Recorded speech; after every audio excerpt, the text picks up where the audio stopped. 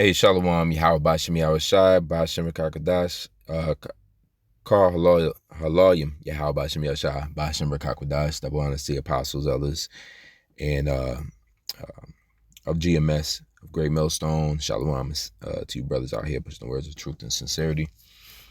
Yeah, they just closed down the last video I was doing, the live, another one of those, your phone is overheating messages, so through the Spirit, I'm just going to finish it out this way.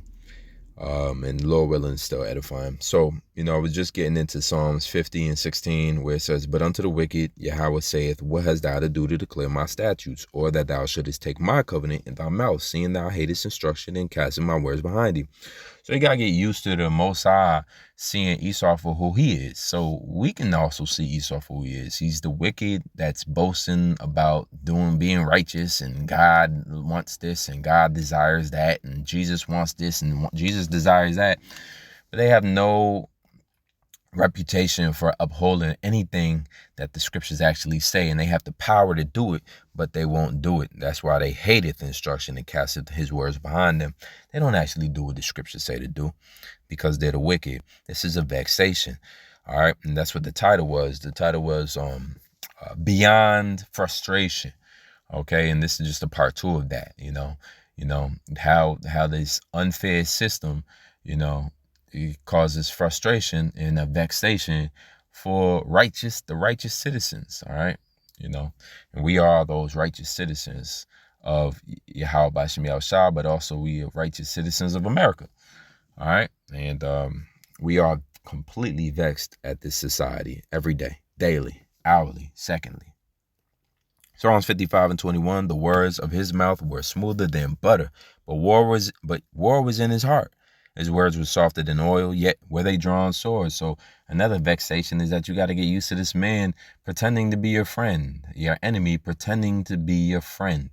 All right, and that gets old very fast, through the Spirit of Yahweh Shem Yahshua. We starting to see the mask peel off of who Esau is. And it was by this wisdom of these scriptures that allows us to do that. Because Esau, is a cunning hunter, but he seeks, obviously he seeks, what's actually his words are really drawn swords. His actions and his motivation is to heap up all men in all lands to himself.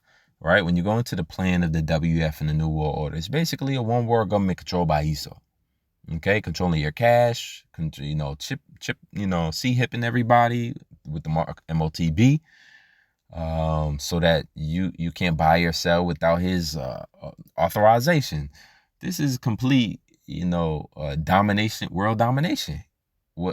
In enslaving the entire population of the world. That's what Esau desires to do. And so, but he'll say it as if you need this, we need this. The civilization needs this so that it can expand, and we can go to Mars, and we can do. It's the direction of the future, but really he just seeks to divide and conquer, man. So war is in his heart, but his words are smoother than butter. This causes a vexation, man. All right, that your enemy seeks to, smooth things over when he's just a devil. Psalms 58 and 3 says, the wicked are estranged from the womb. They go astray as soon as they be born, speaking lies. So it's in their MO. It's in their genetics to become these devils, who they are. And you could see it emanating off of them. When we're out there teaching the truth, man, they'll walk up very happy to hear from us, to see like, ooh, what is this? Interesting. But as soon as they hear about their defeat and their imminent demise, it kicks in. It's like, it's like the arm button is pressed, and that devil comes out, that demon comes out, and they either just respond by, with a nasty, rude comment, or they just kind of walk away angrily. But you could see that their whole countenance went from that smooth, soft, loving, maskly character to a more frustrated, angry, bitter, nasty, devilish brute beast, you see? And that's just a normal thing, an oddity. It's almost, perplexing to see at first. If you've never seen it before, an Edomite in its true element, with a scowl on his face. You don't see that. They're always smiling at people.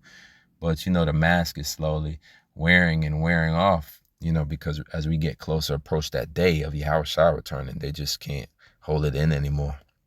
And eventually they'll come and persecute the saints just for teaching this word. They'll really show their true horns eventually. We're waiting. All right, Revelations 12:12 tells you about that. The day in which, Esau coming down with great wrath, the devil coming down with great wrath, because he has but a short time. And that short time is going into the times and seasons that the Lord has allotted this man to rule, and has set a determinate time in which he cannot pass that. Even Esau himself doesn't know that time, but he knows that time is coming. So his rulership, his kingdom, his paradise, which he's made for himself, including America, is going to come to an abrupt end with him in it. And then he's going to have to serve a slavery that's going to feel like everlasting to him. This is Jeremiah 31:22, more vexation of the spirit. How long wilt thou go about, O Lord, O thou backsliding daughter? Read it again. How long wilt thou go about, O thou backsliding daughter? For the Lord hath created a new thing in earth. A woman shall compass a man. And this is all you see. This is this defeating of the hierarchy that was set up from the beginning of time. Yahweh, then Yahushua, then comes underneath in subjection to Yahushua is man, then in subjection to the man is woman, in subjection to the woman is the children. But now you have women compassing men. You have women in authoritative positions. You have women judges. You have women district attorneys. You have women mailmen and construction workers. You have women police officers and soldiers.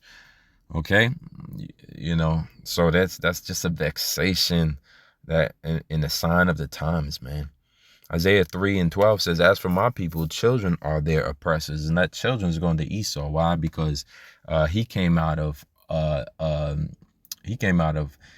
Israel. He came out of Isaac. Esau came out of Isaac. He's from the loins of Isaac. Okay, so Esau came out of us, so to speak, right? And he's also a child in his nature. He doesn't have the authority that the Heavenly Father is going to give to Israel. He doesn't have the righteousness that would allow him to behave in an adult form and fashion. So he, as a child, operates unruly and creates a system and policies that's structured around chaos. And he does this thing over and over, and people have to act like he's not the one in authority doing it, but yes, he is. All right, the kids have the crazy people have taken over the asylum. As for my people, children are their oppressors. So notice it says oppression. Okay, because this is what it is. It's full out oppression. You're slaves here. You're slaves for tribute. You're slaves for debt. You're using debt currency. You're slaves for whatever Esau says he has to happen. You have to do. If he says no, you have to vote in order to choose the king. No, well, you got to go over there and pull a ballot down and pray to your God that your vote actually matters, when we all know that it's being decided already before who's going to be victorious. The outcome is already decided by the Edomites, by the winners, the elites. Goes on to saying women rule over them. This is all vexation, man, to have women ruling over us, man. And as men, you don't have the authority that it's your, for lack of better words, it's your God-given right. Well, Yahweh Shah gave us the authority over the women. And here we go in this society here. Ruled over by women, and that creates such a vexation. You got to fight with your woman. You got to fight back and forth. Who gonna drive? She want to drive. She want to dictate. Where y'all going on the weekend and where y'all gonna spend the money. It's just trivial and it's tiresome, and it's beyond frustrating. And Esau is to blame because he created this system and created the policies, and he created everything you see in contemporary times. Just the way of life, the morals of the people. He created it. This term mansplaining and whatever the other word is, it's like toxic masculinity. He's navigating this shit, all right, to destruction, of course.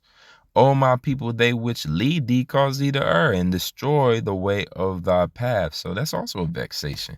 You got unjust leaders misleading you. That's a vexation, man. Somebody send you down the wrong road and then you got to turn all the way around, man. You're vexed, bro. Somebody give you bad direction. Let somebody give you bad directions. You are angry at that man. Well, that's what these false leaders who the Lord didn't send, blind leaders, that's what they're doing. They're causing the vexation, man. But not for the elect, because the Lord gonna have the elect come up from under these blind leaders. Some of them, many of them, consider calling themselves Israelites. All right, are blind leaders. Not everybody who say I'm a Hebrew Israelite, this is my camp, is a leader that Yahweh Hashem and Yahshua sent. Because if they can't tell you that the MOTB is the C-hip or the chip, they're a blind leader, man. When that time comes, they're gonna have to unravel all of that blindness. And you're gonna see their cane and them walking with their cane. They got spiritual canes they walking with, because they blind for real. But I'm gonna end it on that. Abaratazah, the video was edifying. The vexation continues, and it continues until Yahweh Shem Shah comes back and takes rulership and takes the kingdom back and establishes a righteous kingdom, which we're looking forward to every day. All right, Shalom.